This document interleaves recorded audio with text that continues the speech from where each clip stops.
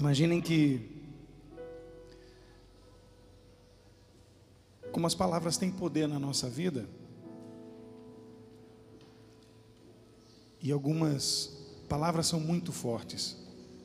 Algumas palavras na nossa vida podem destruir a família, podem destruir o casamento, podem destruir os filhos. Mas a palavra, e essa palavra precisa encantar a humanidade. A palavra do Cristo, ela é uma palavra que eu sei e você sabe que é uma palavra de vitória, uma palavra de bênção. Mas essa palavra, quando toda a humanidade estiver pronta para receber essa palavra, não veremos mais nada do que aflige o mundo.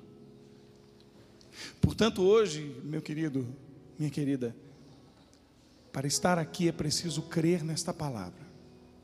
Você acredita nesta palavra? Levante o seu braço.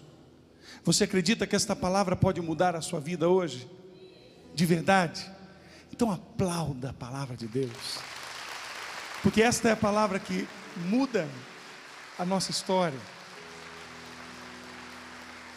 Há uma pequena historinha que diz assim: certa vez havia um pai e filho, e o filho era muito levado, muito, quando eu digo levado, não digo mal educado, eu digo ativo, hiperativo. E a criança era brincalhona, ela não parava um minuto, aparecendo o meu mais novo, o Davi. Beijo para ele e para o Daniel. Mas o Davi é desses que não para um minuto, graças a Deus. E certa vez estava o pai muito sábio, e o filho tudo perguntava: pai, o que é isso, o que é aquilo, o que é isso, o que é aquilo. E muito pouco ouvia, falava muito, e às vezes perdia a oportunidade de aprender com a sabedoria do pai.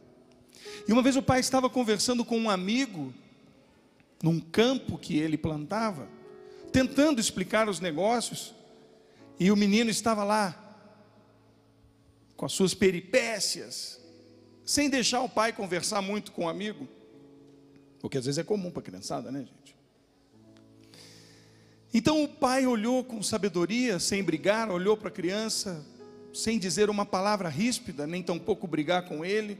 Acabou a conversa com o amigo, pegou o filho pelas mãos e começou a subir a colina.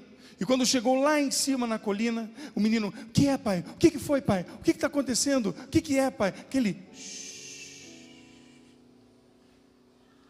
o que você está ouvindo? E o menino: não estou ouvindo nada. Não tem nada aqui, só tem uma colina grande, não tem nada. O que eu estou ouvindo? Não estou ouvindo nada. E o pai repetiu mais uma vez, olhando para os olhos do filho com amor, e disse: shh, presta atenção, o que você está ouvindo? E aí o menino ficou tenso. O que esse homem ouve que eu não estou ouvindo? E ele ficou bem quietinho e começou a ouvir um barulho atrás da colina, pequeno barulho. Ele disse: pai, eu estou ouvindo alguma coisa, mas não sei o que é. E o pai olhou para ele e disse: é o barulho de uma carroça. Uma carroça que vem lá atrás daquele monte. Mas presta atenção, a carroça está vazia, filho. E ele: mas como é que o senhor sabe que está vazia, filho? Pai, ela está vazia porque ela faz barulho. E quanto mais a carroça está vazia, mais barulho ela faz. Carroça cheia é forte. Carroça cheia não faz barulho. Sua vida tem sido uma carroça vazia ou cheia? Não responda. Só há uma maneira de encher a nossa carroça velha aqui: é da palavra. E quando a nossa vida está cheia da palavra, a vida não faz barulho. A carroça passa pelas estradas duras da vida, duras e duras, cheias de pedra e pedregulho, e passa forte, sem fazer barulho, sem ranger. porque ela está firme. Mas quando a carroça da vida da gente está vazia, não tem nada, ela passa e faz muito barulho, e mais, todos à nossa volta percebem que a nossa vida está vazia. E é muito comum às vezes a gente ficar reclamando da vida, e carroça barulhenta é isso mesmo, começa a falar mal dos outros, começa a falar mal da vida para os outros. Acorda de manhã, está tudo bem? Vai indo. Acorda de manhã, se está sol, ai que calor horroroso, se está chovendo, ai que chuva horrorosa. E a vida da gente, que é esta carroça, que passa pelas estradas da vida, ela precisa estar cheia para que ela não faça tanto barulho assim. E quando a gente está cheio da palavra, meu irmão, as coisas passam na nossa vida e ninguém sabe o que aconteceu. As dores vêm, as atribulações são muitas, as dificuldades imensas, mas as pessoas olham para você e dizem: esse é de Deus. Esse é cheio do Espírito. Às vezes você passa uma tribulação de doença, uma enfermidade imensa, o teu vizinho nem sabia. Meu Deus, nunca murmurou, nunca reclamou, nem sabia que estava doente. Fulano está doente, mas como nunca imaginava? Hoje há uma grande transformação a fazer na nossa vida, a transformação pela palavra. Hoje o nosso Kairos é um Kairos de libertação, porque o tema desse Kairos é que ninguém vos faça prisioneiro, nem um sentimento, nada, nem uma pessoa, que ninguém vos faça prisioneiro. Esse é o nosso dia. Você já se sentiu preso alguma vez na sua vida? Não? Eu já. E quando se sente preso, não é só aquele sentimento de fato estar preso. Estar preso significa não deixar a vida fluir na liberdade. Não é verdade? É como se as coisas não andassem. E existem algumas maneiras de se detectar isso. É quando as outras pessoas nos incomodam, é quando o outro é para mim aquilo que eu não queria que ele fosse. Tem alguém assim na sua casa? Não responda para não passar vergonha agora. Tem alguém do seu lado, na tua casa, que você queria que mudasse só um pouquinho? Não fala não, gente, vai que ele está aí do teu lado. Depois vai ter que se confessar com o padre. Tem alguém na sua vida que, se você pudesse, fazia um molde dele e pintava ele do jeito que você quer? Você está rindo, né? Eu consigo até ver o nome e o sobrenome do sujeito. Mas a vida da gente não é assim. Aí a gente vem para a Canção Nova, vem para o Kairos, volta para casa e diz assim: era para você aquela palestra. Eu vivi um Kairos, aí você deixa até uma vaga do lado vazia. A outra botou até a toalha ali, ó. Pode filmar ali, ó. Botou até uma toalha, botou vazia, assim, esperando aquele que era aquele que tivesse. Né? Aí diz assim: esse Kairos eu vou, para ver se meu marido tem jeito, para ver se a minha esposa tem, mas não. Eu experimentei algo na minha vida, e viajando, e nos meus quase 20 anos de evangelização, eu aprendi, entre muitas coisas na palavra, aqui na Canção Nova, com o Padre Gleuson e tantos outros, eu aprendi uma das coisas que mudou a minha história. Eu aprendi que Deus não manda recado.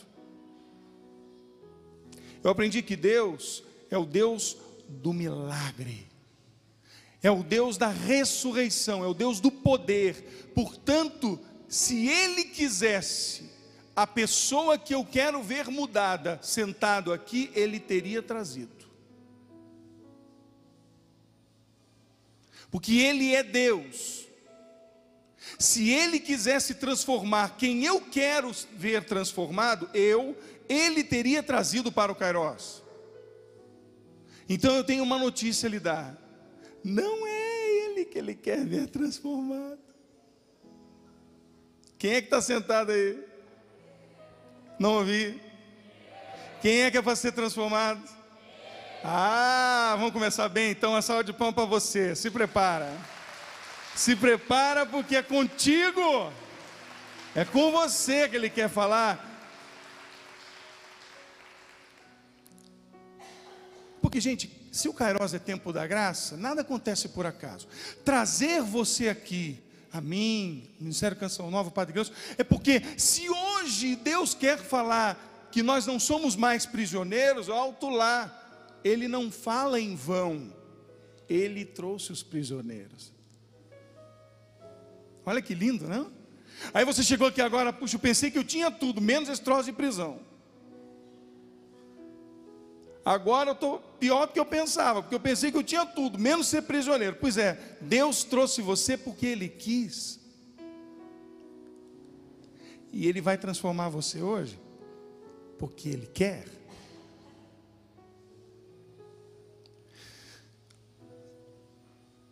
Eu quero que você tome a palavra comigo. E aqui há uma carta de São Paulo, muito interessante.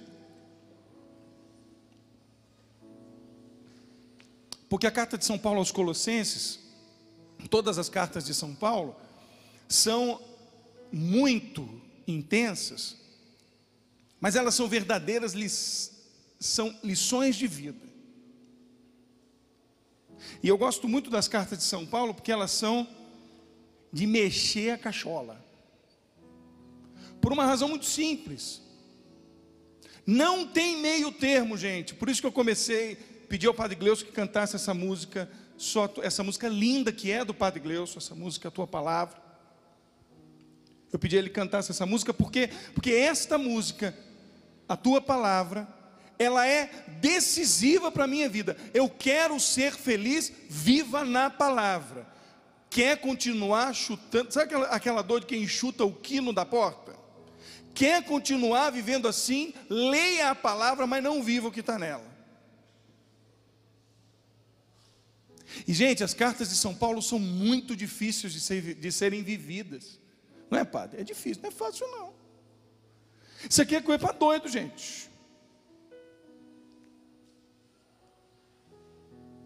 E é coisa para doido de Deus, porque há um Deus doido por nós. Então, essa carta de São Paulo aos Colossenses, ele envia para estes homens e mulheres recomendações de vida. Ele faz uma carta dizendo: vivam assim. Então é interessante que um profeta, um homem de Deus, um discípulo amado, um apóstolo de Jesus, um homem de Jesus, um missionário, diz para aqueles homens, em nome de Jesus: vivam assim, e vocês vão ser felizes. Então é muito interessante dizer o seguinte: ele recomenda, ele dá a palavra da vida, mas a decisão de viver a palavra não é de Paulo, porque ele já vive. A decisão de viver a palavra é de quem recebe. É como se Jesus estivesse vendo você dentro de uma cadeia, Ele te desse a chave da porta da cadeia e diz: abra, saia. Você pega a chave e diz: não quero. É uma decisão. Então, para que nós possamos entender a força dessa palavra, a primeira coisa é dizer um forte, enorme, gigante: eu quero. Esse forte gigante eu não consegui ver. Tem que ter lá em casa agora, o pessoal que está lá tem que ouvir. Você tem que dizer: eu quero. A chave está na tua mão agora. Eu quero. Eu quero. Aleluia. São Paulo diz aos Colossenses, capítulo 2. E eu vou fazendo aqui ao trecho, se você quiser anote. Capítulo 2.